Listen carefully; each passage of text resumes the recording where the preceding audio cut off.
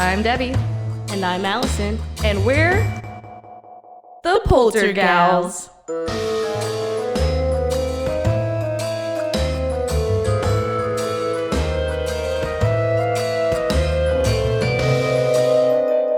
Spooky. Hi, I'm Allison. And I'm Debbie. And we're The Poltergals. Welcome back to another episode of Holy Days or Horror Days. Oh. That's right. We're doing another holiday-centric episode. Ooh. So this episode obviously is coming out on St. Patty's Day. I'm excited. Yeah. So if you guys want to stay tuned to find out more about the history of St. Patrick's Day and more about the spooky tales of the deep, dark leprechauns of the Irish folklore.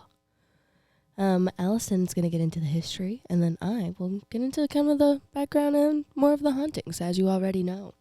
I am slowly losing my voice, so please don't hate me. I'm starting to die on the inside a little bit. Also, I'm really tired. So, yeah, leprechauns and and everything. everything. All the things. So, St. Patrick, Mm-hmm. that's where we're going to That's a start man. off. Yes. Mm-hmm. With Was St. Patrick. an actual man. Oh, wow. So not a leprechaun. No, Wow. unfortunately. Well, I know. And, you got to enjoy life, but whatever. So, he was originally born in Britain Mm-hmm. to an Irish family Mm-hmm. in the 4th century AD during the time of uncertainty for the Roman Empire. Great. Roman legions once protected civilized Britain from barbaric invaders, but they were eventually called away to defend themselves in other regions of the empire. Mm. So this left where his family vulnerable. So Patrick, when he turned 16, he and his family spent time at their holiday villa by the sea located outside of town Bonavita. Sure. And this is when Irish pirates actually attacked just before dawn. And some say the villa was attacked during the day while Patrick played on the beach. Patrick's family actually escaped, but Patrick and many of the family's workers did not. So they were then en route to Ireland, where Patrick was sold as a slave to the Druid tribal chieftain. Chieftain. I don't know how to pronounce it. Chieftain, yeah.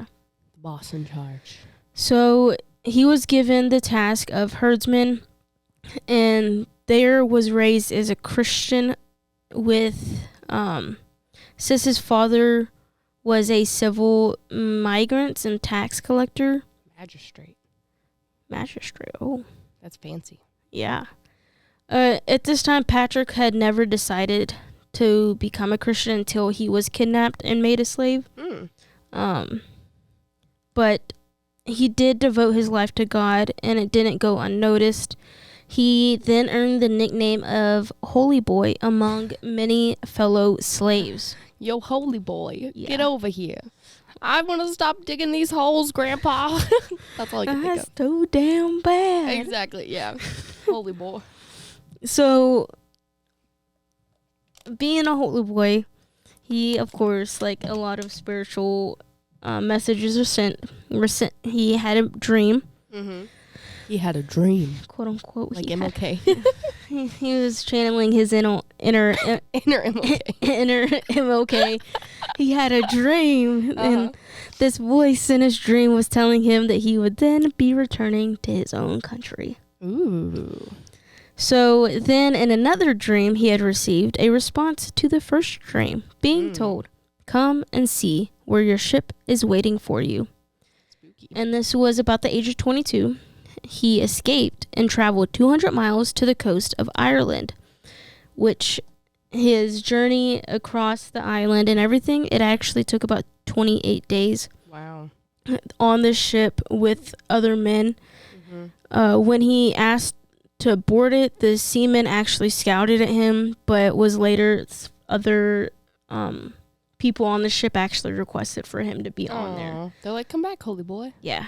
So from there, 2 years after he had finally left, he made it back to Britain into the arms of his mother and father, who pleaded with him to never leave them again. He began to settle back in his life in Britain and studied to become a priest and a bishop. Another night, he had another dream. Dang, this man be having dreams. Yeah, he be having lots of dreams. Man, if only he'd be preaching. I know. So dumb. I'm just gonna stop. He had a dream of a man who seemed to come from Ireland and was carrying a letter with the words, "The voice of the Irish." Ooh. He began to read the words, and he seemed to hear the voice of the same men he worked with, as if they were shouting, "Holy broth of a boy, we beg you, come back, and once again, more among us." Church leaders, along with Patrick's parents, actually opposed his plans to go back because of the Druids. They felt like they were not worth saving, as many Druids were known to weave criminals and runaway slaves into a giant wicker baskets and suspend them over fire. What? Yeah. That's crazy. Yeah. So they would like put them in a basket and like weave it closed and then burn them? Yeah, pretty much. So I was not expecting that. yeah. You know, it really puts it in perspective when you say you have a degree in basket weaving now. Yeah. Let me just sew this one right up. No, Allison. Oh, no? Dang it. Well, dang, that's scary, spooky. But this didn't stop him from going. He felt the need to share the gospel, as many, people that go down this path do. Who knew? That's what they do. That's their whole That's thing. A pastor and a preacher and whatever you want to call it. That's their whole vibe. Yeah. So he wanted to do this for other criminals and slaves or whatever the people that he came across. Yeah. He, in fact, went back to his old owner, Oh. which was Moloch the Druid. But Mm. instead of turning his back on his pagan gods, Moloch locked himself in his house and set it on fire while Patrick was watching. And Patrick pleaded to him to please turn to Jesus. I literally got full chills. Yeah. I cannot imagine. Yeah. And it said that Moloch My hair was refused standing up. to hear Patrick's pleads and the gospel. But this was just the beginning of Patrick's challenges with the Druids as he spread the good news across Ireland. He journeyed throughout Ireland sharing Christ until his death on March 17th around the year of 461 AD. Later, Irish mythology, creatures known as leprechauns would creep into the holiday celebrations, as well as the symbol of the shamrock, which is believed to have been used by Patrick to illustrate the Trinity as he preached and taught. Some legends even circulated stating Patrick drove all the snakes out of Ireland. Mm-hmm. Since there are no snakes in Ireland, and snakes, as a lot of us know, is taught to be the sign of the devil. So he did that, and that was a general outline. There was something I came across in one of the books of Myths and Folklore of Ireland. I don't even know which book it came from because I have so many. Irish folk tales. Here we go. So he was. This says that he lived in the lower county of Mayo. Mm-hmm. And that this guy that he used to know was just like this horrible man. And I think it's talking about this same guy, but they refer to a different one, like as a different name. But yeah, it was just like he did all this, and that's why we celebrate St. Patrick's Day on the 17th, because that's the day he died. It's the day he died. Yep. So the March 17th celebration started back in 1631 when the church established a feast day honoring him after his death, as he had been the patron saint of Ireland, who died around the 5th century now. But yeah, And so that was basically like 12 centuries ago, before even like the modern version of the holiday was even observed. So he died way, way, way before they even decided to ever make it a holiday. And now people just drink. Yeah. Anyway, well, now you guys know the history. It's time for a Commercial break.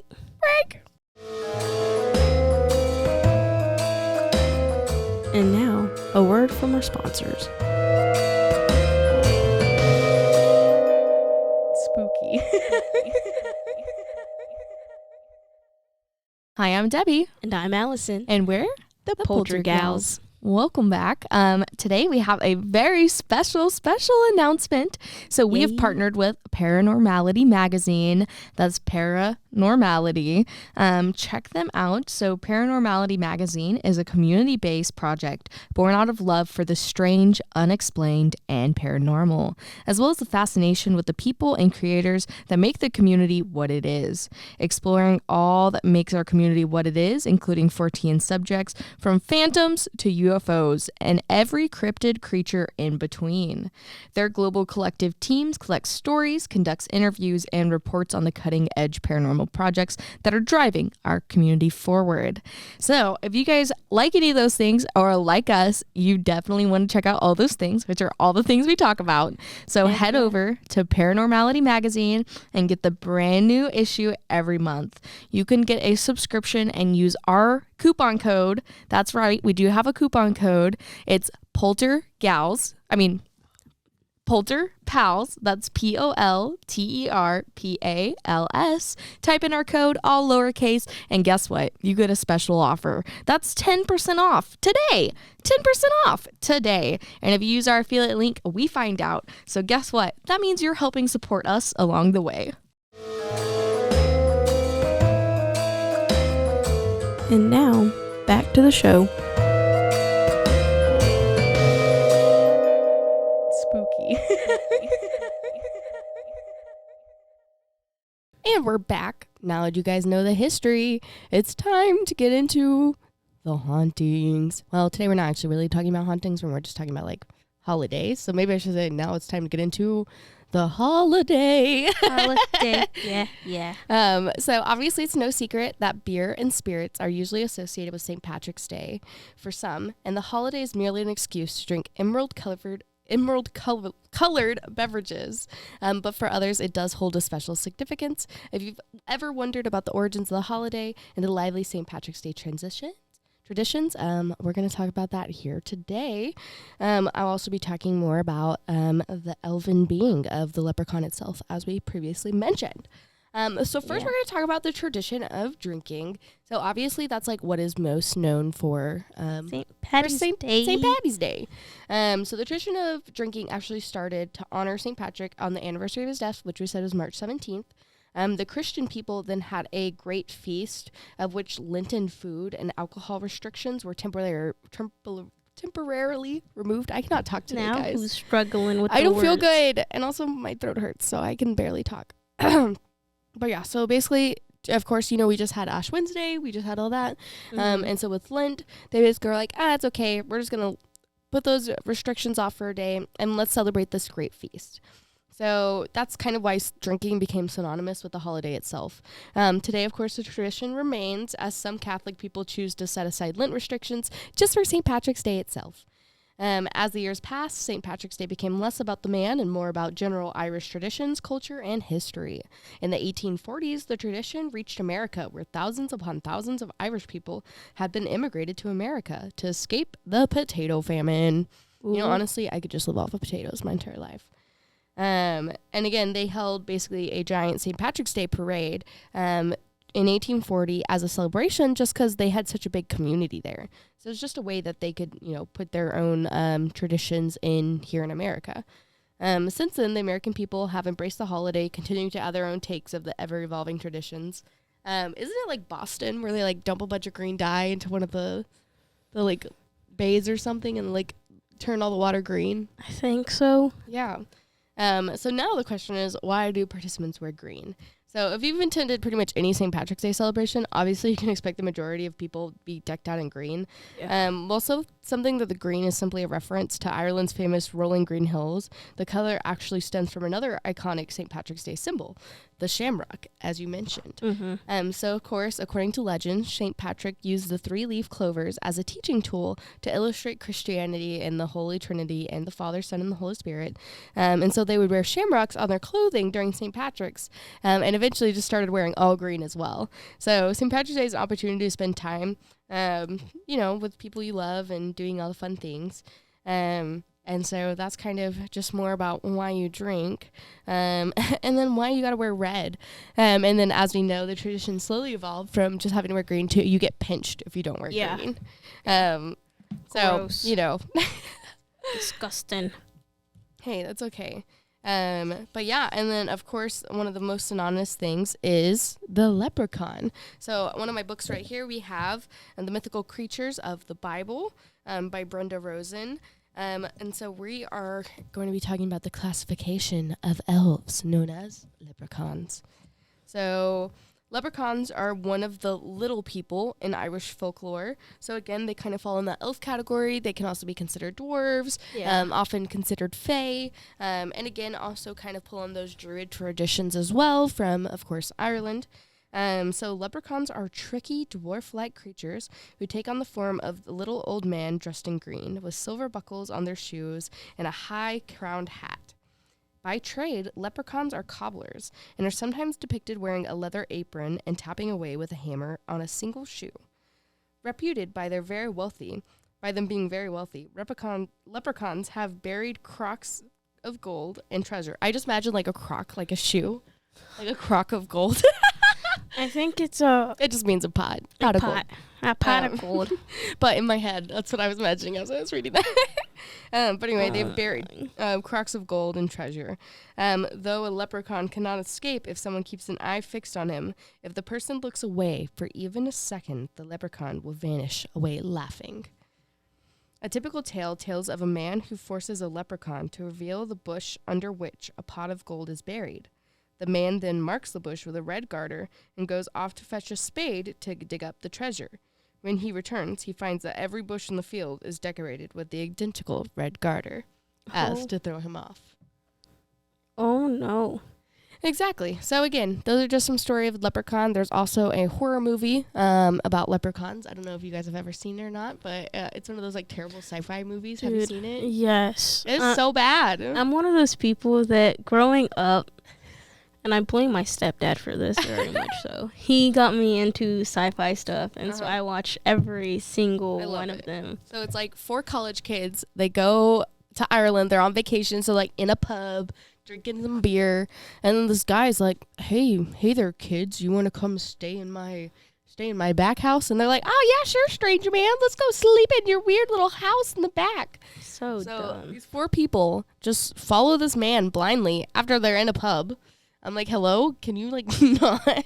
So dumb. But yeah, so they basically follow this man, and then like he's like, oh, you got anything gold on you? And it's like, hello, is he just gonna rob them and murder them? Pretty much, yes. But pretty much, yes. So basically, you find out that he takes them to this house, and he's basically offering them up to the leprechauns. That's disgusting. Yeah, and he's like, it's a part of our tradition, it's a part of our culture. And I'm like, okay. And then, like, the son's like, Dad, we don't have to do it like this anymore. And he's like, no, we have to do it. And so basically it's like these 4 people in a house. Also, it's like literally the standard horror story trope. So it's like the couple that are like, shagging in the bed, you know. They're the ones that first get got. I mean, always. Yeah, always. Always the horror movie trope. But yeah, and then like the leprechauns just like break in the house. He puts like a gold like watch or something on like I think he puts it like on the door or something, and then that's like what draws them in, and then they come and they try to murder the 4 people, but I think they escape. So they escape. But anyway, so of course those are the holidays for St. Patrick's Day. A little bit short of an episode. Yeah, but again, we're just talking about holidays, and we wanted to share this with you, especially since it landed on St. Patrick's Day. St. Patrick's Day. Yeah. Oh, and then I Googled it. So according to folklore, you get pinched on St. Patrick's Day for not wearing green because green actually makes you invisible to the leprechauns. So if you didn't know, which I don't know where that lore comes from, but apparently leprechauns like to pinch people. So it was saying that, I don't know, leprechauns like to pinch people because they can. So that's just a leprechaun fact. Oh, it's a leprechaun fact. Leprechaun fact. So that's why you gotta wear green. Because you're invisible. Well, and then also someone else said that it's to symbolize Irish republicanism, which I'm like, okay, I guess so. Because in like the 19th century, Irish immigrants came to America and they celebrated it. And since they were all wearing it, it like kind of just like showed like patriotism. It just kind of took off. And so they're like, It's a thing. yeah. And then anyway, yeah, the more you know. Okay. And also you're supposed to drink whiskey. That's also another thing. Where does that one come from? I don't know. Listen, there are several superstitions that people follow on St. Patrick's Day. Some of the traditions, of course, are wearing green. And you have to wear it until midnight. So you can't take off the green until midnight or you will still get pinched by the leprechaun. Also, Irish soda bread. Have you ever had the Irish soda bread? Well, you can have some Irish soda bread. Also, it'll help protect your household from the leprechauns. How does having soda bread protect you? What happens when you eat it all? Is your house now just unprotected? I guess so. So I guess you guys don't have Irish soda bread on St. Patrick's Day. So, it's just crazy. So, Listen, I need to help understand the logic in this. I don't know. There are so many traditions to St. Patrick's Day that I did not even realize. So, I can't believe that, like, and again, there's so many iterations of it from, like, all the years. Because, again, this was back in 1840. 1840 is when the celebration, not the celebration here in America that we're talking about. So dumb. So it's kind of crazy to think about the difference between it. This chair. This chair blasted. Gross. But yeah, I just wanted to share that.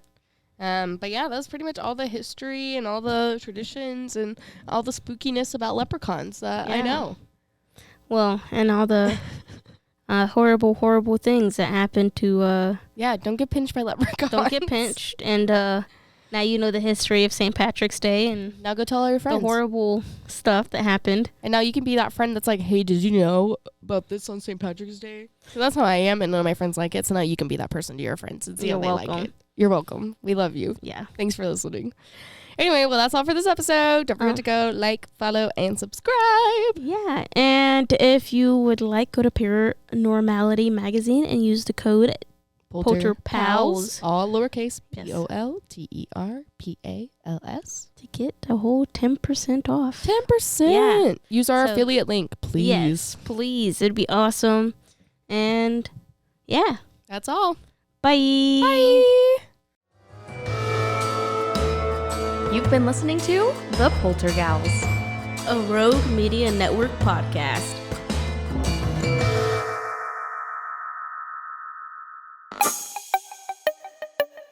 This has been a Rogue Media podcast.